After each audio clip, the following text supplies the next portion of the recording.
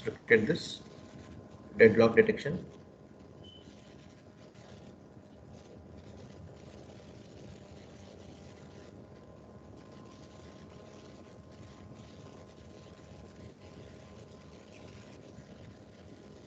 So which chapter we are referring it? Chapter number 9, right? For deadlock detection. So message passing.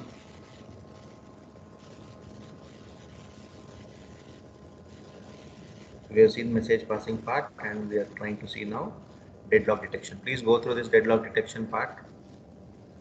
We'll just begin another 2 or 3 minutes.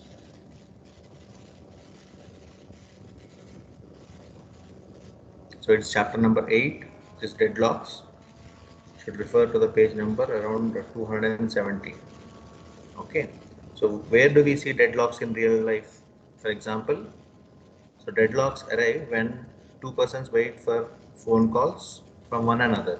If two people are waiting for a phone call one another, we can say that as a deadlock condition. Or second example for the deadlock, when persons walking a narrow staircase in opposite direction, if they meet face to face, that also is kind of a deadlock condition. Okay. So when let us say in real life, when a person is waiting indefinitely for other person to perform a specific action, and these actions will not occur, so these kind of things is called as a deadlock. Whereas in case of operating system, so the deadlock is a process which will wait for one another action indefinitely.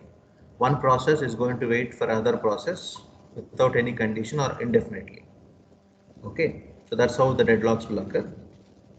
And these deadlocks will arise in process synchronization. When one process will wait for another process, right? They transfer the signals each other, they share the resources each other, and they'll wait for the other process. In this process, we encounter these deadlocks.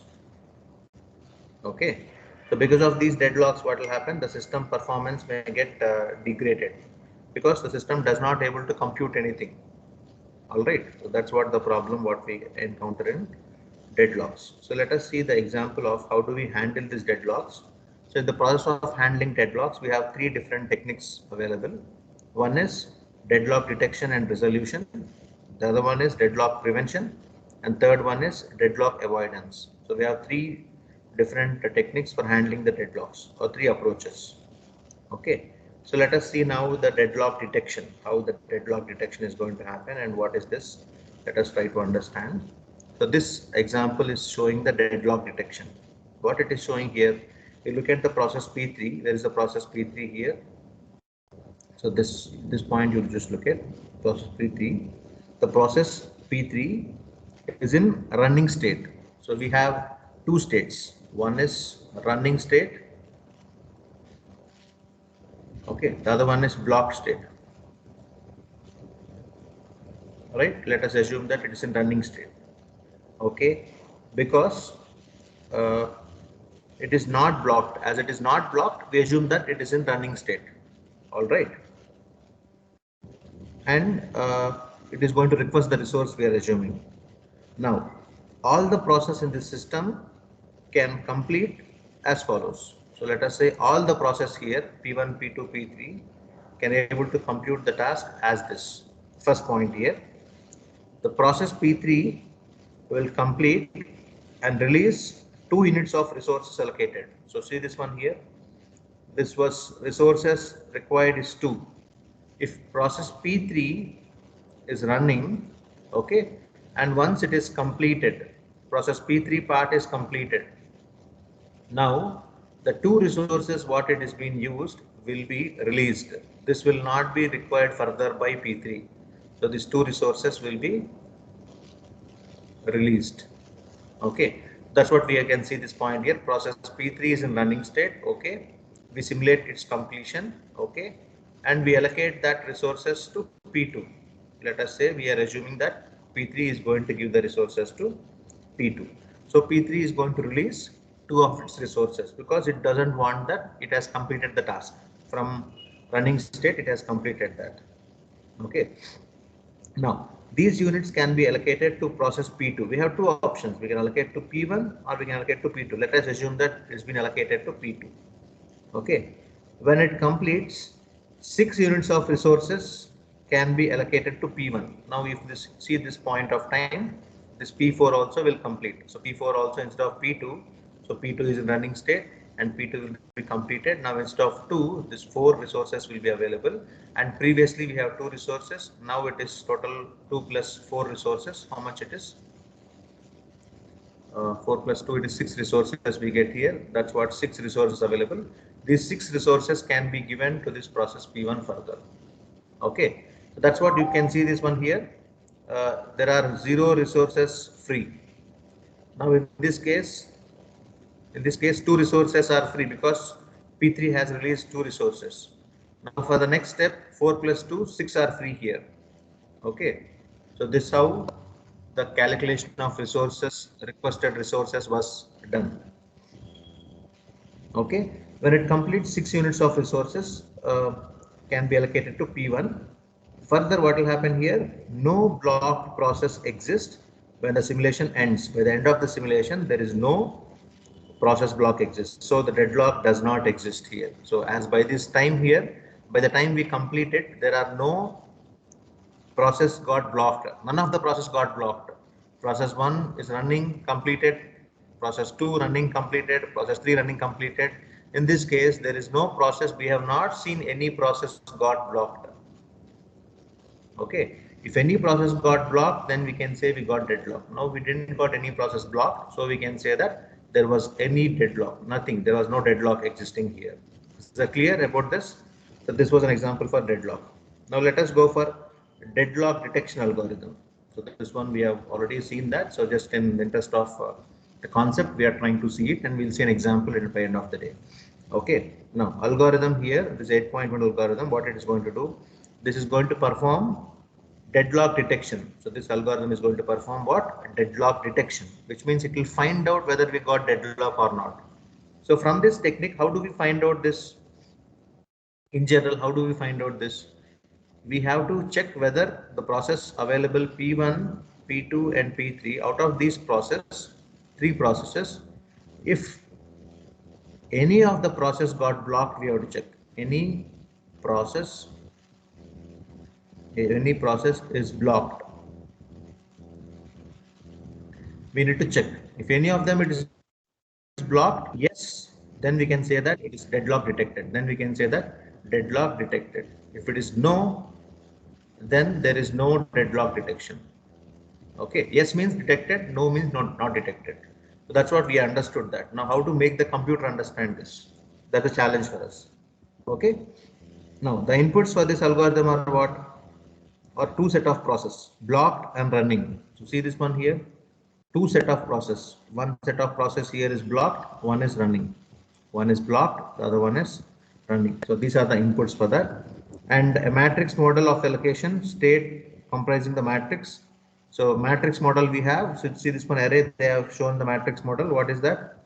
Allocated resource and requested resource and free resource. These are the matrix model. So this one is for matrix model, and this part is for what?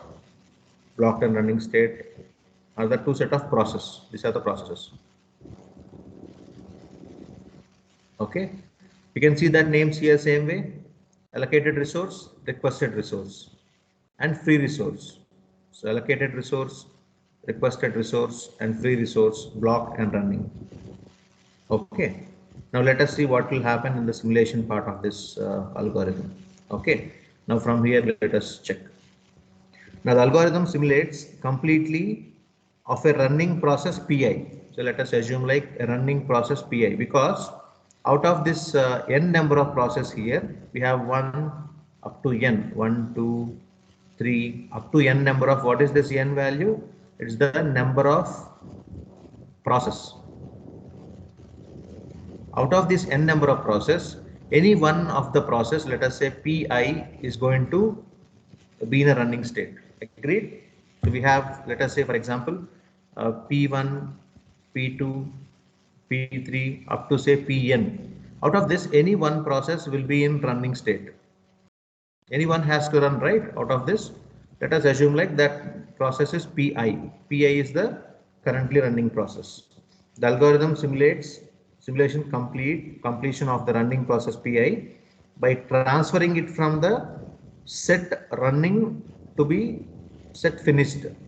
So we have to make sure that state from running state to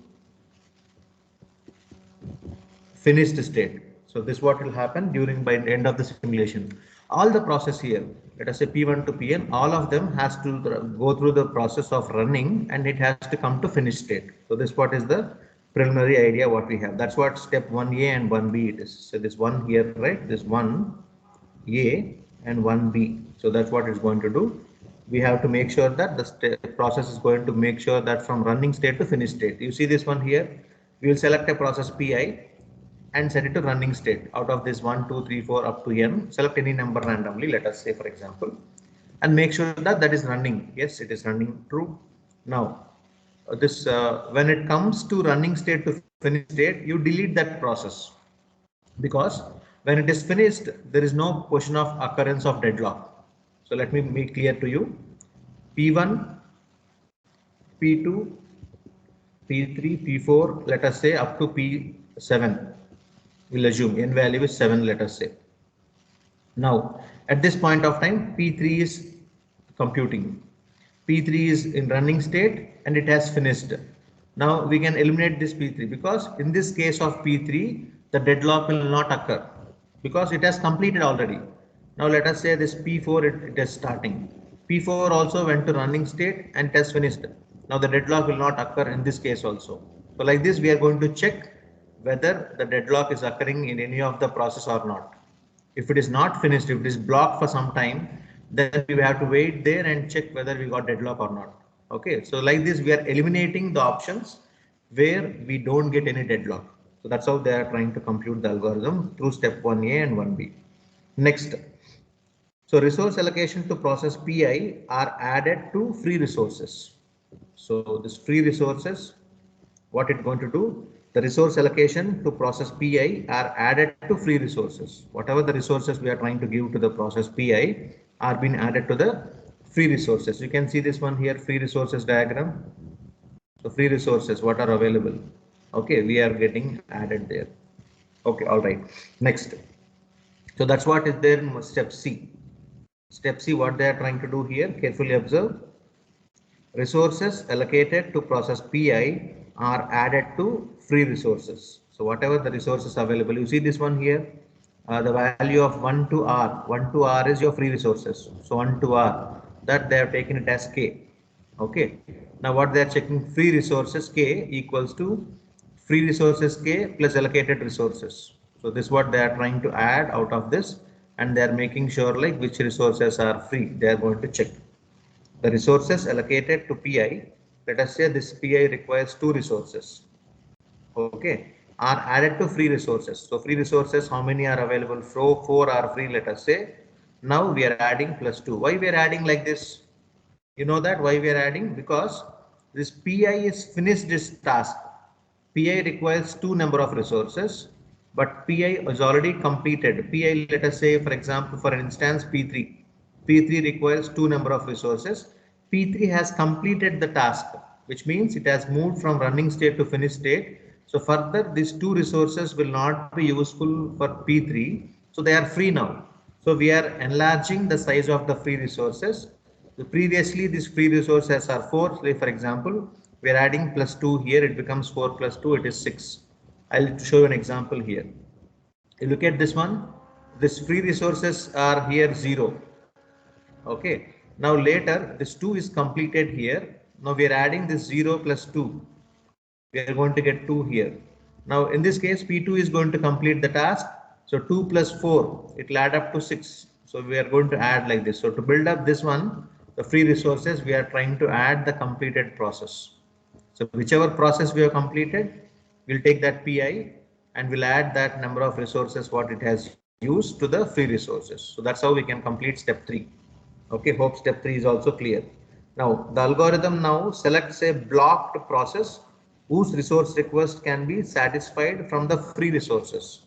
So that's what we are trying to do in the what step number 4. What step number 4 we are trying to do here, you check carefully. The algorithm will now select a blocked process. Now we are going to identify if any process out of P1 up to Pn, any of this process is blocked. It will find out for the blocked process. So till now we have bothered about the running and finished process. Now if we don't have any blocked process, absolutely this step will not arise. If you have any blocked process, this step will arise and it will check for the blocked process and what it's going to do, let us see. Okay, so the algorithm now selects a block process whose resource request can be satisfied from the free resources. Now, say for example, now P5 is erased. P5 required 3 number of resources. How many required? P5 has erased. So this P5 required 3 number of resources. Now what is going to check? Okay, any free are available? 6 are free. Now P5 requires 3. Okay, let us allocate these 3 resources from the free resources to this P5 and make sure this P5 will run. So that's what this is going to check. You understood that? The total number of resources available are 6, say for example, and P5 requires 3 requests. Out of 6, we can spend 3 and make sure that P5 is running. It is blocked. We'll make sure that it is coming to the running state. How they are going to do, you check here. Blocked contains a resource of process Pi such that for value of k equals to 1 to r, required resources is less than free resources. So required resource is 3. Okay, required resource is required resource and this is free resource. Now required resource is 3 is less than equals to free resource 6. Yes, it is true. This condition is true here. Now what to do? This condition is true. Sorry, here this condition is true. Okay, now for the value of I equals to 1 to r, free resource value equals to free resource minus requested resource. So now 6 is the free resource minus requested resource is 3. So the free resource value becomes 3. Agreed? At this point, just let me clear it. Yeah, look at this point. So let us say I assume that 4 are free and I'm adding up 2 here, for example. Now the total number of free resources are 6. Now what I am checking here, whether this required resource is 3, for example, this 3 value is less than equals to 6. Yes, it is true. Now in this case, for this one, what we are trying to do, free resource is 6 minus request resource is 3. So 6 minus 3 will leads to 3. Okay, so this is how we are going to find out what is happening here. All right. Now let us see the next step, what is happening. So that is your step number D. Fine. And after that, and transfers it from a set block to running state. Now we have given the resources, right? We need to transfer that to a running state. So this has to be changed to running state. Okay. So allocate the resources what we have. Allocate the resources. Okay.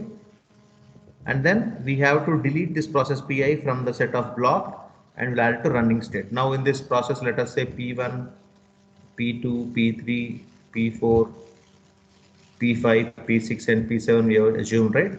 So P3 is done, P4 is done, P5 is done. Like this it will go into check. Okay. Now that's what will happen in step 1D.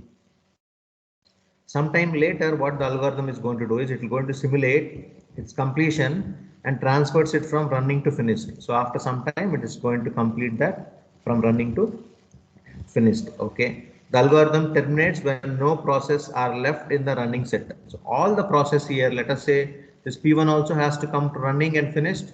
P2 also come to running and finished. P6 and P7. All these process are coming from are running, and after running it is going to get finished.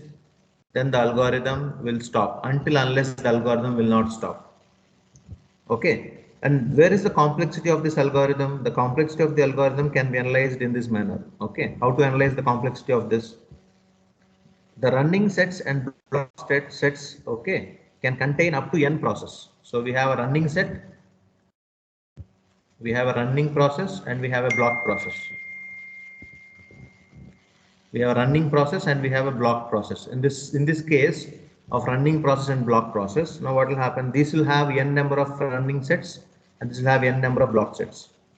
Okay. Now in this case, where n is the total number of processes, we know that. Now the loop in step 1 iterates less than equals to n times. Now see this one here, loop in step 1 here. This is going to iterate less than equals to n number of times. Okay. And then iterate less than n number of times, and step 1D, this one. And step 1D performs an order of n cross r work for each iteration, because n number of process and r number of rows resources we have. So this has to do it for n cross r iterations, because the matrix here is n, process P1, P2 up to P7, let us say, resource 1, resource 2. It has to check for resource available for this process P1 to R1, P2, P1 to R2, P1 to R3. It has to check this many iterations. So n cross iterations it has to check. That's the complexity of this, which means if you have 4 cross 3, for example, okay, 4 cross 3, 4 3 is 12, so 12 iterations it has to do. That's the complexity of this algorithm. Okay, each iteration it has to work. So this algorithm requires an order of n square cross r work. So this requires, let us say, n square cross r work. N square is 4 square 16, so 16 into 3. So this much times it has to check it out. Okay, so that's the what to say, complexity of this algorithm. All right, so this algorithm is clear to you. Any doubts in this? If you have no doubts in this, let us go for the operation of this. How do we operate this algorithm? Okay, you slightly zoom in this and check it out, the algorithm, how exactly it's going to work, the operation we're going to see here. So this system is having 4 resources. So P1, P2, P3, P4. The n value is 4. Okay, sorry, not the resources, it is process, sorry. So this n number of process, the process used here is 4. Okay, and then the resources used are how many?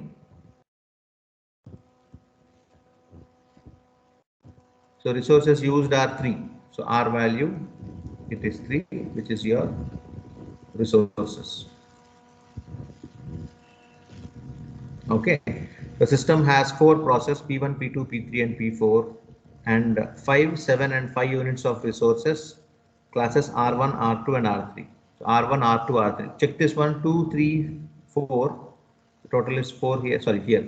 Total resources, 5 resources for 5 resources for R1, 7 resources for R2 and 3 resources for, sorry, 5 resources for R3. So these many number of resources are available for the complete set. Okay. Now, let us assume like this process 3 makes a request for 1 unit of resource at class R1. You see this one here. Let us see that process P3 will make a resource. Let us see one by one what is happening here. Okay. So carefully observe here. So there is different initial state after simulating allocation of resource to P4, P1, P2. So like this we have, let us see what was happening here. Okay. Now you see this table here, allocated resources 210, 210, it's matching here and here, 210, 210, 131, 131, 011. So 011, you see this one here, it has changed to 1. Okay, this one change we'll observe why it got 1. Okay, next 122. So 122. Now initial case, let us say like allocated resources are this many. Total how many are available? 2, 3, 4. So here as per this 4 are available here for R1. 3, 4, 5, 6, 7 are available here, and 2 plus 2, 4 are available here, which means how many are free here? R1, 1 it is free, R2 it is filled up completely, R3, 1 it is free, because if you subtract this 5 and 4, because 5 is total, allocated is 4, so 5 is total, allocated is 4, so 5 minus 4, 1, so this 1 free is set up here, and then this 7 is allocated, and 7 is allocated free here, resources total 7 are allocated, so 7 minus 7 will give you 0, so this 0 was kept up here at this point, and next it is 5, so this one at this 5, so 5 and 4, so 5 minus 4, so this 5 and minus 4 will give you one number of resource. This one resource was available here, but that's what free resource available they kept. Okay, so one R1 is free, one R3 is free. If this P4 or P3 will complete, then R2 and R3 also will parallelly get released. Okay, so now what is happening here? Let us see. Now one resource unit of one resource unit of resource class R1 is allocated to process P3. Let us assume in the initial iteration, one resource here, you carefully zoom in here and check it out. Now this P3 value is requiring one resource from R1. So I should make it to 1, right? So that's what I made it to 1. We are assuming that example here. Now P3 is requiring one resource. So P3 will one resource we are trying to give there. Okay. Now, if you how we got this one, you see this one, how we got this 213. What is this 213000? How we got this requested resources table? Any one of you? Requested resource table. The first iteration. Yes, that's an interesting part. Let us check that. Now, so in this algorithm, as per the above algorithm, what we have seen in the previous slide. So as per this algorithm, it keeps checking any of the process randomly. Let us say PI process is going to check randomly. This algorithm is going to work on this set. Okay. Now is involved to check whether the system is in deadlock or not. Whether we have a deadlock occurs here or it will not occur. That corresponding system algorithm is going to function on this. Okay, how it will function? Let us see. All right. Now, so now you can see this diagram here. This one 8.4. This diagram you can see the first part. You can see A initial case. Okay, it shows the steps in operation of algorithm inputs. It are the set of block and running states. So P1, P2, P4 and P3 respectively. Now P1, P2, P3, P4. Out of this P4, all these three, let us assume we have assumed that this is running. Correct? So this corresponding set of P3 is in running state, let us say. Now we have to bother about that P3. Okay. So allocated resource, how many allocated resources? For this allocated resources are 0, 1, 1. What about free resources? 1, 0, 1. Out of this 1 we have allocated here, 1 it will not be there. Now what will happen? This one is given to this. So it becomes 1, 1, 1 and this becomes 0, 0, 1. Correct? So 0, 0, 1 is the free resource. So that's what we update here. 0, 0, 1 is the free resource. This one. This is clear for us. Now this also is clear for us. Why it is clear for us? Because we made 1 here. The change we made here at 1. It is 0. We made it 1. This also is clear. Now how to understand this one? What is this? What is the change here? 213. Okay, 213 and 140, 140, 102, 102. But how we got this one? Let us understand how we got this one. Right? So this is also same as that. So this part is clear. First initial state is clear for us. Okay, let us go further and check what is happening here. It's very simple. Yeah, now let us check first one, A part. So the algorithm will transfer the process P3 to set of finished. Now it is done, right? Because only thing what it requires, it has asking that I want one of the resource from R1. Okay, R1, 1 it is free available. We allocated here 0, we made it to 1. Okay, now this P3 is going to get all the resources. So one resource from R1, one resource from R2, one resource from R3. So it is in running state. It is in running state. There is no blocking because resource 1 it is required. 1 we have allocated. It is in running state. Now through running state it will go to finished state. It will get finished, which means this is finished here. No more resources are required for this. No more resources are required here. It is free. That's why it is made completely blank. Correct? So now you see this one here as it is available freely. It's available freely here. Okay. Now you check this one. Resources. How many we have? Now it will come back to the state where free resources are 0, 0, 1. Now what happened here? Once we complete this, one resource will get added to the process P3. One resource will add to process resource P2, one will add to resource R3. So this many are free. If you want, we can use them. Okay, let us check the diagram, next diagram, what is happening. Now, the algorithm will transfer the process P3 to the set finished and free resources allocated to it. And in this case, what will happen here? The number of free units of the resource class is now 1, 1, 2. Why? Because 1, 1, 2, 1.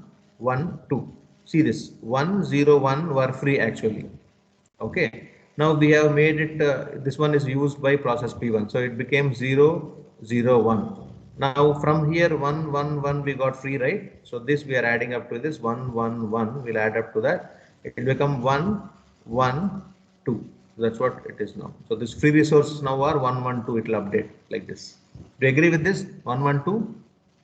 Because P3 is completed, so P3 will have 1 1 1 resource. These are not required for now any P3, so these are free. So we'll add them to this.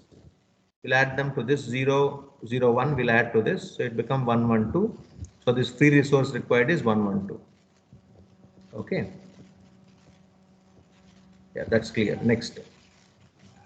1 1 2, and now the algorithm will find the process P4 pending request. Now let us assume like P3 is completed, it is done. Now it will check for P4. Now check this state here, 210 same, 131 same, and check this one. This one is become 122. It became now 224. Why it became 224? It was actually 112. So which means if you subtract this one resource extra it has taken, 0 resource extra it has taken 2 resource extra. Which means what is the meaning of that? Here it was 0 0 1. We are adding 1 1 1 to this. It becomes 1 1 2. So this 1 1 2 we have option to add. So it has, out of this one resource it has taken here for R1. Okay, and R3 also has taken 2 number of resources extra. Now this value becomes 0 1 0. That's what here we got free resources 0 1 0. Yes or no? I'll explain you once again. Just check it here clearly. Now actual free resources are 101 initial iteration in this case. Okay. Now this one resource is being taken removed from here and we have added at this point. So now it became 0 0 1. Correct. So this is the free resource. So this is the update what we wrote. It is done. Now in the next iteration, if you check carefully, in the next iteration what happened? So this, you check this one here and here, 1 1 2 2 2 4. So 1 1 2 2 2 4. What is the meaning of it? It has taken one resource extra. It has taken, sorry, it is 2 1 2 2. It has taken 0 resource. It has taken 2 resource extra. Subtract this one. Okay, so which means one resource from R1, 0 from R2, 2 from R3 has taken off. So already we have 0 0 1. Once this P3 is going to complete the task, so 1 1 1 are free now. We are going to add that. It is 1 1 2. So this is the number of free resources. Out of this number, I have taken out this one and I have given to this. And this one is not requested. I have not used it. It is left out as this. And here this also 2 I have given to this one. So it is not there. So the value is 0 1 0. So we get up here 0 1 0 free resources. Which means in this example, the P4 is requesting R1 1 request 1 resource and this is requesting R3 2 number of resources. So we are allocated for that. Now the free available are 0 1 0. Okay, now free available is what? 0 1 0. Once this P4 is now coming to running state, P4 is coming to running state. Once P4 will complete, so this many number of free will add up. What? How many number of free will add up? 1 2 2 will be free. So which means 0 plus 1 1, 2 plus 1 3, 2 plus 0 0. So 1 3 0 number of resources are available. Okay, 1 for R1, 3 for R2, and this 3 for 0 for R3. So these are the resources available. Sorry, here 2. Okay, so these are the resources available for the next iteration. Let us check that now. So the algorithm is going to find the process P4 pending request, and now it is being satisfied. So it will allocate the resources requested by P4 and transfers P4 from running set to running set, and it will come to finished state. So here also it is going to complete that from running to finished. So this also is completed. Now which one is coming up? P1 is coming up. P1 is coming up after P4 is completing. Now what is the number we have? We have 0 1 0 in this free resources 0 1 0. Once this P4 is completed, P4 requires 2 resources are free here, 2 are free here, and 4 are free here. Now what is the number? 2. Add them. You add them, it will become 2. 2 plus 1 3, 4 plus 0 4. So these are the number of free resources. Now we check for the P1. You bother for P1. P1 is 210, and this P1 is taking up 4, 2, 3. 4, 2, 3. Available free is 2, 3, 4. Out of them, what is that? 2 it has taken, so it becomes 0. That's what 0 we got here. And next it is 3 are free. Out of this 3 are free, it has taken 1. So this number becomes 2. 1 it is taken. So 2, 2 it has taken. Okay, 2, 2 it has taken. 0 it became. 3, 1 it has taken. 2 it become. Now here 3 it has taken. It becomes 1. So 2, 0, 2, 1. So 0, 2, 1. This is what we got here. I'll tell you once again. Just carefully listen carefully here. Yeah. Now at this position, P4 is done. If P4 is done, P4 resources are free.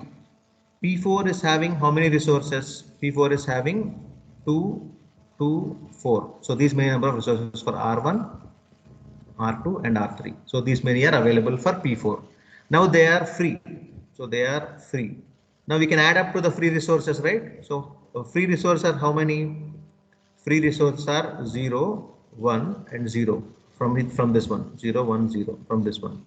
If you add them, what will become? It will become 4, 3 and 2. So this free value is updated now with 2, 3, 4. So this is the actual number. Okay. Now next, so here P3 is processing as per the example. P3 is processing here. Here P4 is processing. Here P1 is processing, let us say. Now check at this P1 value initially. So P1 value initially is 210. Now here it is taken 423. So what is the meaning of that? It has taken 2 resource extra. This was taken 1 resource extra. This has taken 3 resource extra. So this is R1, this R2 and this is R3. So these many are required. Okay. These many are required. Now free, how many are available? 2 are available.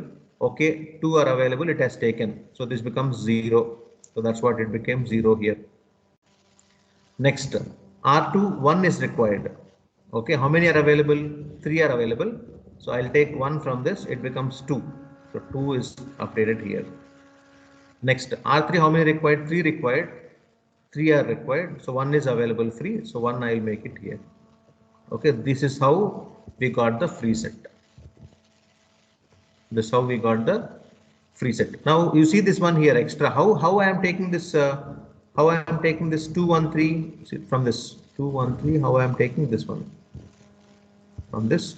Add this 2 plus 2. How much it is? 2 plus 2 4. 1 plus 1 2.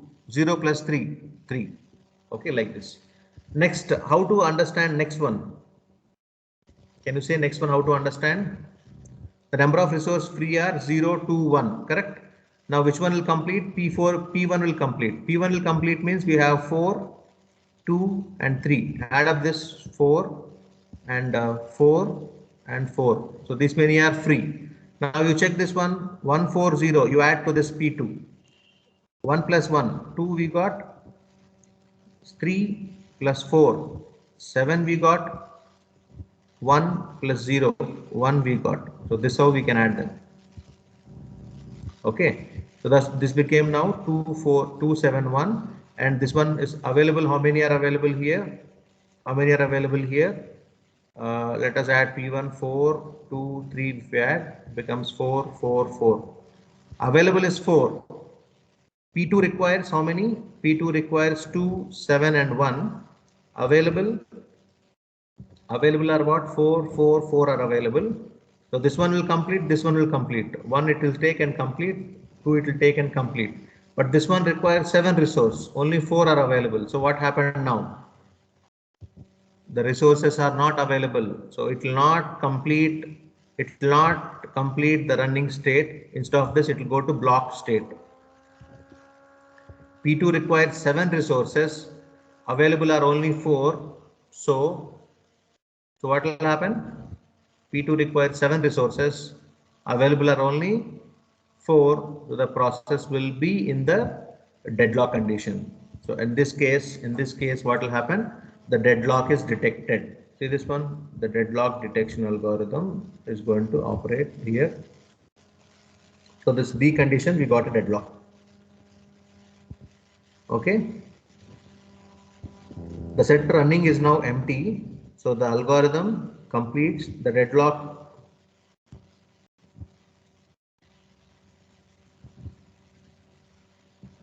One second.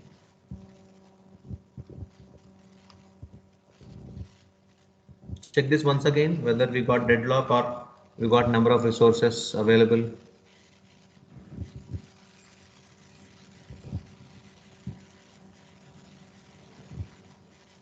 So after the P1 completing, P2 resource can be requested and satisfied. Okay. Now the set is running, it's getting blocked empty. Done. So after the simulation of the resources P2, when the process will complete, P1 will complete. What are the free resources available here?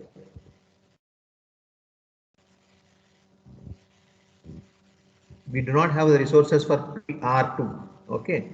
Whereas we can complete resource for R1 and R3, but the number of resource required for R2 is not available. So that's why it is made here, resource available is made 0, but whereas here R1 and R3 the resources are available, but whereas in this case we don't have the resource availability. Okay, so you check this one, 5, 7 and 5 are available, total number of resources.